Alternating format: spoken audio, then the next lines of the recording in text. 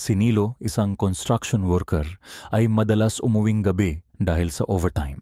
Isang hating gabi, inabutan siya ng huling biyahe ng bus. Puno ang bus nang sumakay siya, kaya pumwesto siya sa likuran. Tahimik ang lahat ng pasahero, hindi nag-uusap, hindi gumagalaw. Napansin ni Nilo na malamig sa loob ng bus, ngunit wala namang aircon.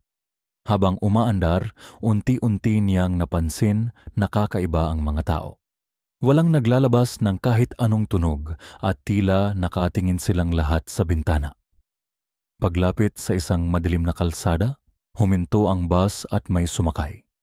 Isang babaeng duguan ang damit at nakayuko ang ulo.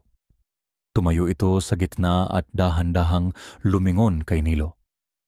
Nang makita niya ang mukha ng babae, wala itong mata at may malaking hiwa sa bibig. Mabilis na bumaba si Nilo sa susunod na hintuan kahit nasa gitna pa ito ng kalsada. Nang lingunin niya ang bus, wala itong ilaw at parang lumulutang sa kalsada. Kinabukasan, nalaman ni Nilo mula sa mga kwento na ang bus na iyon ay nasangkot pala sa isang aksidente ilang taon na ang nakakaraan. Lahat ng pasahero, kasama ang driver, ay namatay. At hanggang ngayon, patuloy raw itong bumibiyahe tuwing hating gabi.